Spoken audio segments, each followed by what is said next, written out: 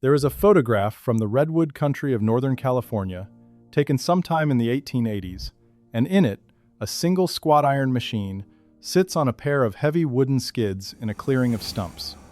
It is belching steam from a thin pipe. A cable runs out of it and disappears into the trees. And at the far end of that cable is a redwood log, so large that a grown man standing beside it does not reach the top of its bark. One machine. One log that weighs more than a house. And here's the part that stops me. That one machine, fed nothing but wood and water, did the work that had taken whole teams of oxen, sometimes 5 or 6 yokes of them, sometimes more, straining together under the whip. People at the time said one of these engines could replace 100 oxen in the forest. 100 animals gone, made unnecessary, by a boiler the size of a kitchen stove. That should not have been possible. Not in 1881. Not before the gasoline engine, before the diesel crawler, before any of the machines we would reach for today. And yet it happened, in the wet redwood hills above a town called Eureka, and the man who made it happen was a lumber partner from New Hampshire named John Dolbear.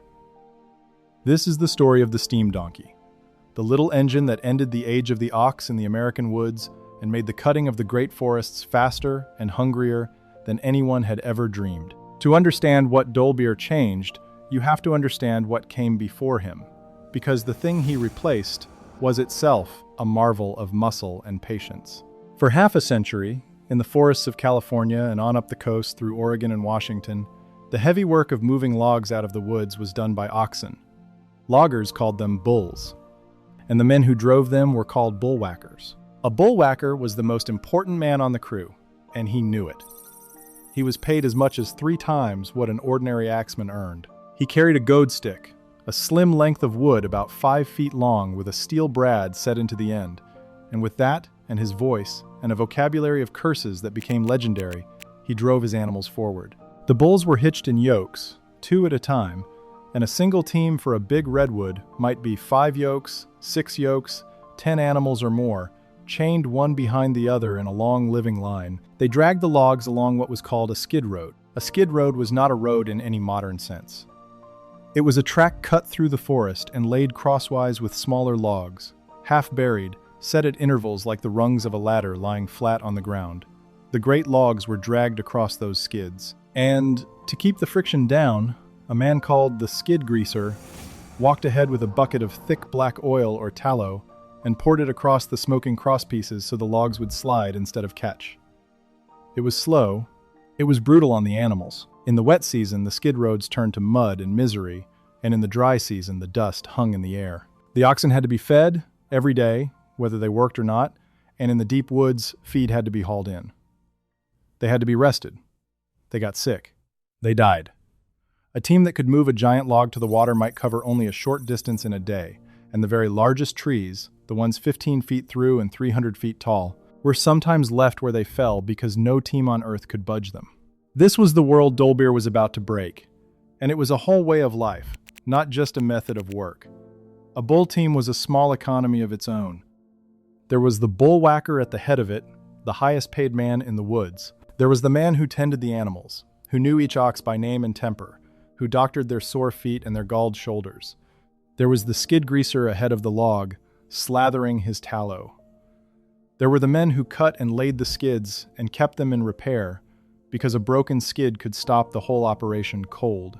The oxen themselves were enormous animals, bred and trained for years to pull in unison, to lean into the yoke together on the bullwhacker's command, and a well-matched team was worth a small fortune. To lose one to injury or sickness in the deep woods was to lose a piece of the whole machine of muscle. Every part of it depended on living things that had to be fed and rested and kept from dying. That was the central, unbreakable cost of the old way, and it was the exact cost that the steam donkey would erase. If you care about the men who built this country with their hands, the workers nobody ever wrote a book about, please subscribe to Global Old History right now. Hit the button. Come back. Because the men in this story, most of them, you will never know by name, and that is exactly why their work deserves to be remembered. John Dolbear was not a young man chasing a wild idea. He was born in Epsom, New Hampshire, in the spring of 1827. The son of a man named Nicholas Dolbear and a mother named Esther. Tenusing 27, and at the age of 23, he did what tens of thousands of other young men did. He went west in 1850, chasing the gold of California. He did not strike it rich in the diggings. What he found instead was lumber. In 1853, he bought a mill in Eureka, on the foggy shore of Humboldt Bay, in the heart of the tallest forest on the planet. Twice his mill burned to the ground. Twice he rebuilt. That is worth pausing on, because it tells you the kind of man he was. A lesser man, burned out twice, takes the loss and goes home to New Hampshire. Dolbear stayed, in the fog and the mud, and built again.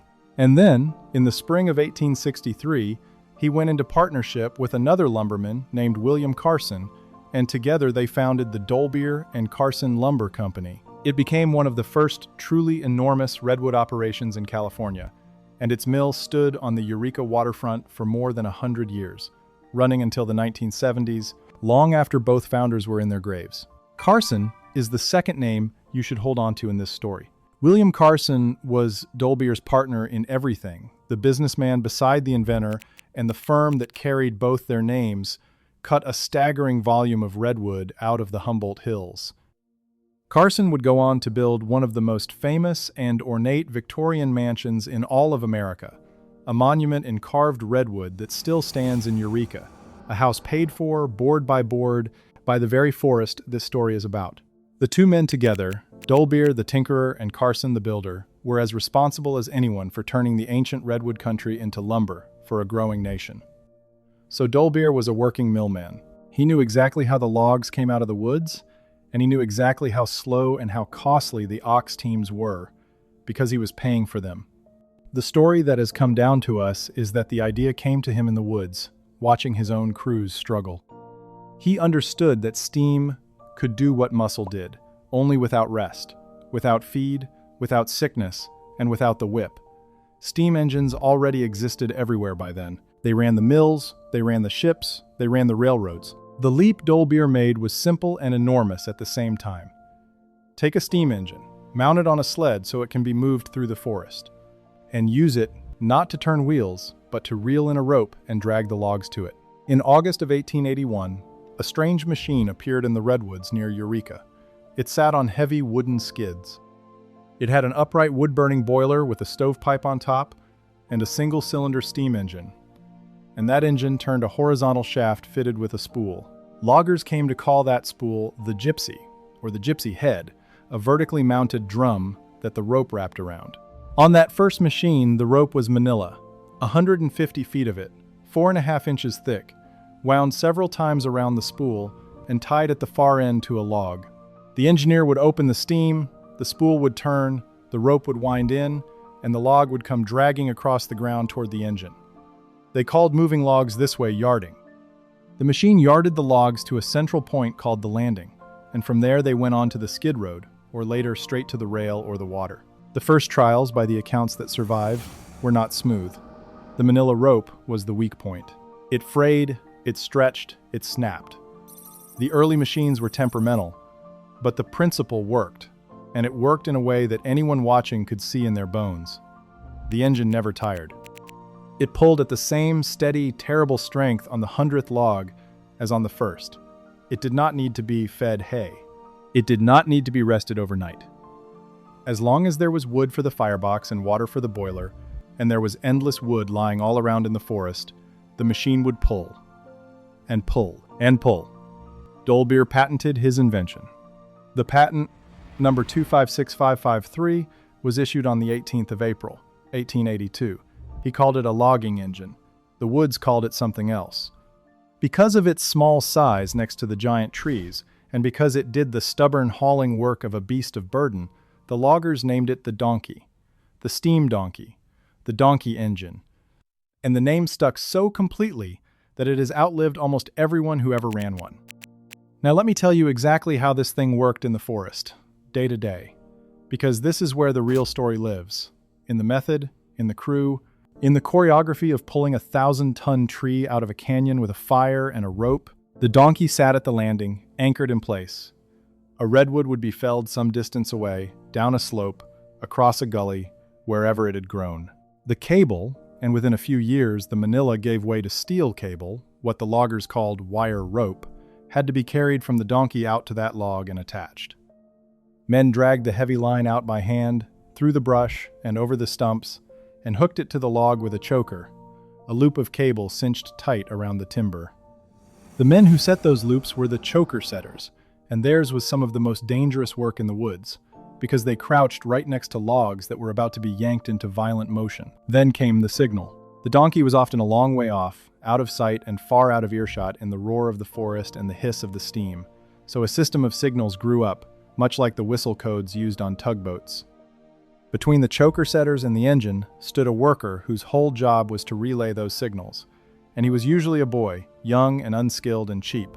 He was called the whistle punk. He held a thin wire that ran all the way back to a steam whistle on the donkey, what the loggers called the jerk wire. And when the choker was set and the men were clear, he would pull that wire, and the whistle would blast, and the engineer would know it was safe to haul. The whistle code itself was a language, learned by ear and counted by everyone in earshot. One short blast might mean stop or hold. 2 short blasts might mean go ahead, haul the log in. A run of blasts might mean send the line back out, or move the rigging. Every man on the show learned to count those whistles, because the difference between 2 blasts and 3 could be the difference between standing safe and standing in the path of a log under full power. The code was not the same in every camp, but in every camp it was sacred. You did not improvise on the whistle. You did not blow a signal you were unsure of. Lives were strung along that thin jerk wire like beads, and the boy holding it carried more responsibility than his age or his pay would ever suggest. The engineer himself, the man who ran the donkey, was called the donkey puncher. He sat at the throttle and the brake, reading the whistle blasts, opening the steam to drag the log in, easing off, holding it, sending the cable back out. The whistle punk's job sounds like nothing. A boy pulling a wire, but everything depended on him. He was the safety lookout for the whole operation. One blast wrong, one signal early, one moment of inattention, and a log would lunge into motion while men were still in its path. A good whistle punk, the old loggers said, had to be alert and had to think fast, because other men's lives were in his hands. Many a logger started his life in the woods as a whistle punk, a boy of 12 or 14, learning the trade with his hand on that wire. As the years passed, the donkey grew more powerful, and the methods grew more daring. The early machines dragged logs along the ground, what was called ground lead yarding, and the logs plowed up everything in their path. Then loggers learned to lift the front of the log off the ground by running the cable up high. They would choose a tall, strong tree near the landing and send a man up it, a high climber, one of the most fearless workers in all of industry. He strapped spikes to his boots and looped a belt around the trunk and climbed 100 feet, 120 feet into the air, cutting away the limbs as he went. At the top, he sawed off the crown of the tree with an axe and a short saw, and then, swaying up there in the wind on a trunk he had just decapitated, he rigged it with pulleys and cables and guy wires.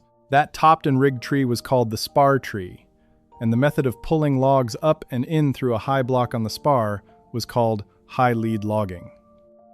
It let the donkey lift logs over obstacles that would have stopped a ground drag cold. It was faster. It was also far more dangerous. Quick pause. If these stories matter to you, join the Boss tier for $4.99 a month. Loyalty badge, custom emoji, early access 24 hours before public, and members-only polls. Link in the description. Now back to it. Z V Z Z Z Z now Z now Z Z Z Z Z Z now V. Because the danger in this work was constant, and it was severe, and the records of it are written mostly in the language of accident reports and gravestones rather than in the names of the men themselves. The wire rope was the killer. A steel cable under the enormous strain of dragging a redwood is storing up a terrible amount of force, and when it parts, when it snaps, it does not simply fall slack, it whips. It lashes back through the air faster than a man can flinch, and a snapping line could cut a worker in half, or take off a limb, or crush a skull in an instant. The loggers had a word for cable and rigging gone bad, gone wild, tangled, dangerous. They called it haywire, and to this day, when we say a thing has gone haywire, we are speaking the language of the logging camps, where wire going wrong meant a man might die. It was not only the cable, there were runaway logs, logs that broke loose on a slope and came down on the crew. There were logs that swung as they were lifted on the high lead and struck men standing too close.